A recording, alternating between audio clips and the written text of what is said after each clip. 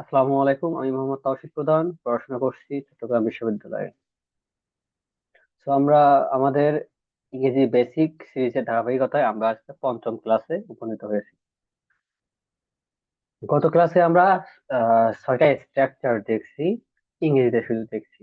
তো কিভাবে ওগুলো করতে হয় এটা আমরা দেখছি, তাই না? এবং আমরা আজকে দেখবো যে এই স্ট্রাকচার গুলো যে দেখছি এগুলোর ইংরেজি ফর্মটা দেখছি, কিভাবে বাংলা ফর্মে আমরা করবো, কিভাবে interrogative, affirmative, negative, WH question এগুলো বাংলা কিভাবে করবো সেটা দেখবো আমরা। তো প্রথমে আমরা দেখি,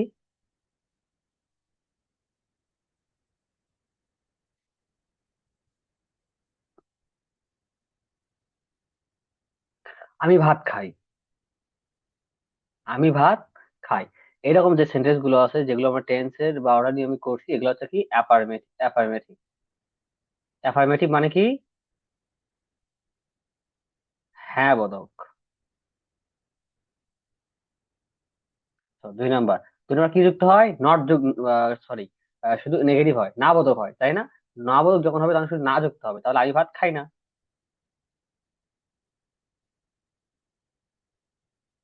খাই না, এটা কি হবে? না বোধক। বোধক। তো 3 নাম্বারটা কি?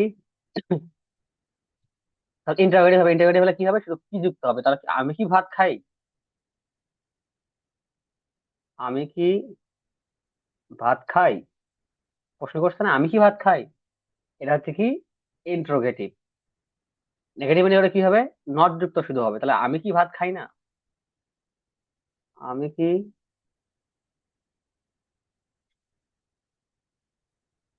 খাই না? কাস্টমারটা কি W S question, W S কোশ্চেনে কি হবে? ডাব্লিউ এস ওয়ার্ড যুক্ত হবে, তাহলে কি আমি কেন যাই, আমরা কেন বা কোথায় এটাও বলতে পারি, আমরা কেন যাই সচেষ্ট করি। তাহলে আমি কেন ভাত খাই না? আমি কেন ভাত খাই না, সরি, আমি কেন ভাত খাই, এটা তো ডাব্লিউ এস কোশ্চেন নেগেটিভ না। ডাব্লিউ এস কোশ্চেন নেগেটিভ না, তাই না? আমি কেন ভাত খাই। তো 6 নম্বরটা কি হবে? ডাব্লিউ এস কোশ্চেন নেগেটিভ হবে কি? আমি কেন ভাত খাই না।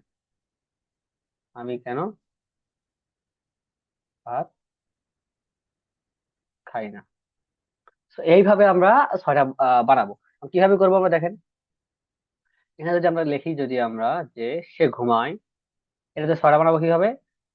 সে ঘুমায়, সে ঘুমায় না, সে কি ঘুমায়, সে কি ঘুমায় না, সে কেন ঘুমায়, সে ঘুমায় না।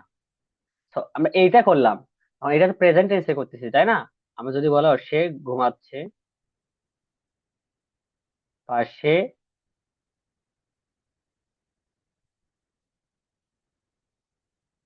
পরিষ্কার করছে, অ্যাফার্মেটিভ। তাহলে সে পরিষ্কার করছে না, সে কি পরিষ্কার করছে, সে কি পরিষ্কার করছে না, সে কেন পরিষ্কার করছে, সে পরিষ্কার করছে না।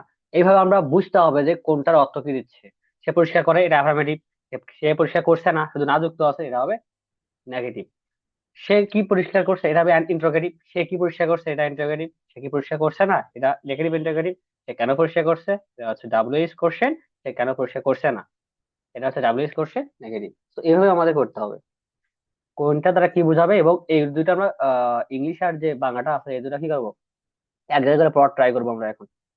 তো আমরা কিভাবে করতে পারি এটা? তো আমরা টেন্স, গতকাল আমরা গত ক্লাসে কি করছি, আমরা হচ্ছে ইংরেজিতে 6টা করার ট্রাই করছি, যে হচ্ছে কিভাবে করতে হয়। তো আমরা অ্যাপ্লিকেশনটা দেখবো এখন। কি করবো আমরা দেখেন, উই প্লে ফুটবল। এটা এটা কি টেন্স? এটা প্রেজেন্ট সাবজেক্ট, ভিয়ন আছে, এখানে অবজেক্ট আছে, এটা present indefinite tense. Present indefinite এর অক্সিলারি ভার্ব কি হবে? হবে হচ্ছে ডু,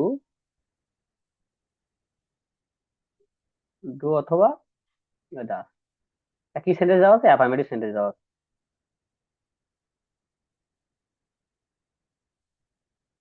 অ্যাফার্মেটিভ সেন্টেন্স দেওয়া আছে। সো আমরা ছয়টা বানাবো কিভাবে?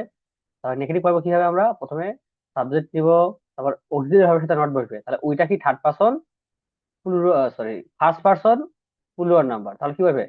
ডু বসবে। কেন? থার্ড পারসন সিঙ্গুলার নাম্বারে শুধু ডাস বসে, বাকি ক্ষেত্রে ডু বসে, তাহলে ওই ডু।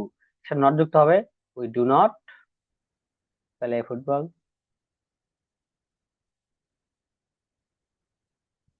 ক্লিয়ার? একটা দেখবো কি, ইন্টারোগেটিভ। প্রথমে কি আসবে, অক্সিলারি ভার্ব বলবে, অক্সিলারি ভার্ব কি করবে, ডু করবে, ডু উই প্লে ফুটবল।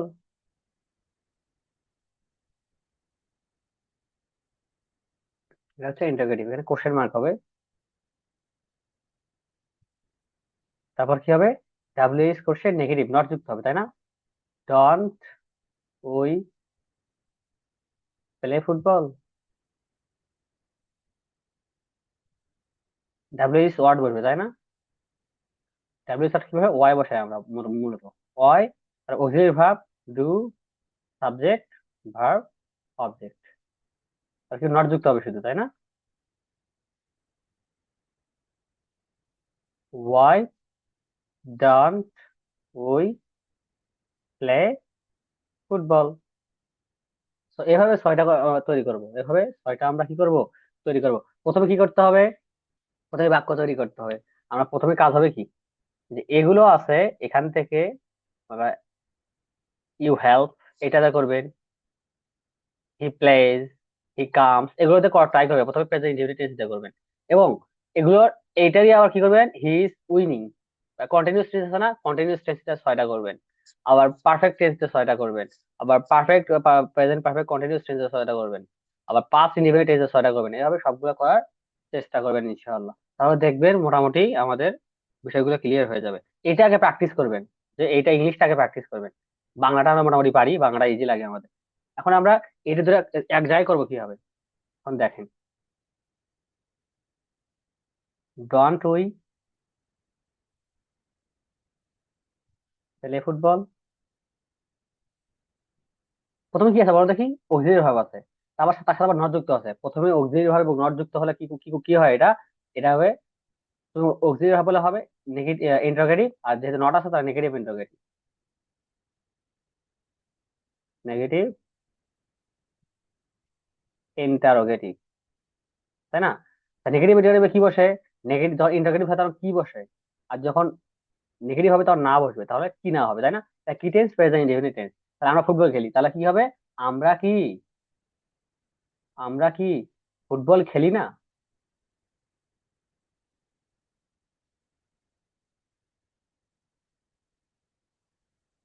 তো এখন দেখবেন, why do we go.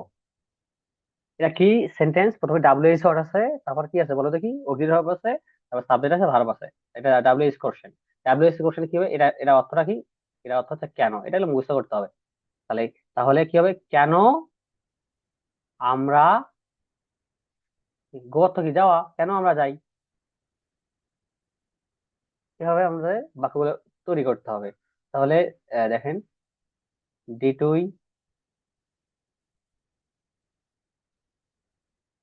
Study.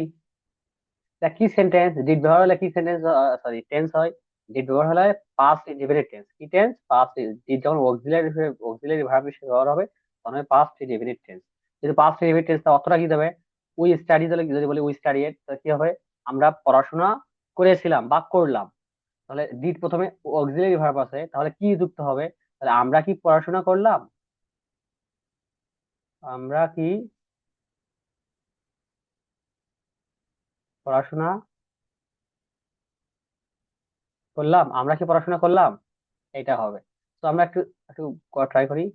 Shall I learn English. এটা কি সেন্টেন্স, এটা কি টেন্স আগে দেখতে হবে, এটা কি টেন্স, ফিউচার ইনডিফিনিট টেন্সের গঠনটা কি হবে, ভার্বের সাথে বব ইভেন বসে, তাই না? আচ্ছা, লার্নার তো কি করা, ভার্ব কোথায় এখানে, এটা ভার্ব। লার্নার তো কি করা, শেখা। তাহলে শ্যাল আই লার্ন ইংলিশ, যেহেতু প্রথমে অক্সিলারি ভার্ব আছে তাহলে ইন্টারোগেটিভ সেন্টেন্স। তাহলে আমি কি, আমি কি তো আগে বসবে কেন, এটা ইন্টারোগেটিভ সেন্টেন্স। আমি কি, এটা কি, লার্নার তো শেখা, তাহলে কি, আমি কি ইংরেজি কি হবে, শিখবো, আমি কি ইংরেজি শিখবো, কেন হবে, ফিউচার ইনডিফিনিট টেন্স, কেন ভার্বের সাথে ব যুক্ত হবে, শিখবো, শিখবে, এমন হবে আর কি। তো আরেকটা দেখি আমরা, ইজ প্লেইং ফুটবল। সে কি করছে, এটা কি টেন্স বলেন দেখি? এটা হচ্ছে প্রেজেন্ট কন্টিনিউয়াস টেন্স। তাহলে সে প্লে থেকে প্লেইং প্রেজেন্ট কন্টিনিউয়াস টেন্স, সে খেলছে, কি খেলছে? ফুটবল খেলছে। তাহলে সে ফুটবল খেলছে। চলো ইংলিশ থেকে একটু বাংলা থেকে একটু ইংলিশ ট্রাই করি। আমি সেখানে যাব না। তাই না? তা কি সেন্টেন্স দেখবো আগে, না শুধু শুধু না আছে তাহলে নেগেটিভ সেন্টেন্স। তারপর সাবজেক্ট নিতে হবে। সাবজেক্ট নিলাম আই। কি যাব না, এটা কি কি টেন্স বলুন দেখি? যাব না ফিউচার ইনডিফিনিট টেন্স। তাহলে কি বসবে? এর সাথে শ্যাল অথবা উইল বসবে। তাহলে এর সাথে কি বসে? শ্যাল বসে। তার সাথে নট যুক্ত আছে না? আচ্ছা নট যুক্ত করব। কেন? অক্সিলারি ভার্বের সাথে অলওয়েজ নট যুক্ত হয়। আই শ্যাল নট কি করব? কি করব? যাব না। আর ভার্ব নেব গো। কোথায় যাব না? সেখানে, দেয়ার। আবার দেখেন,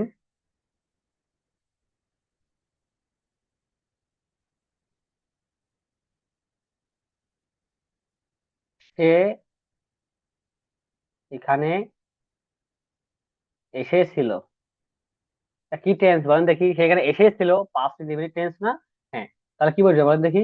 তাহলে প্রথমে সাবজেক্ট বসবে। এটা কি সেন্টেন্স সেটা আগে বলবেন।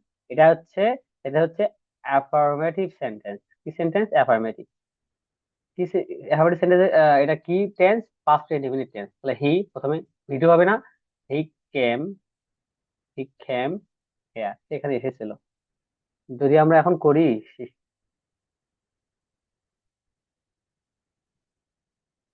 তারা কি আর তারা কি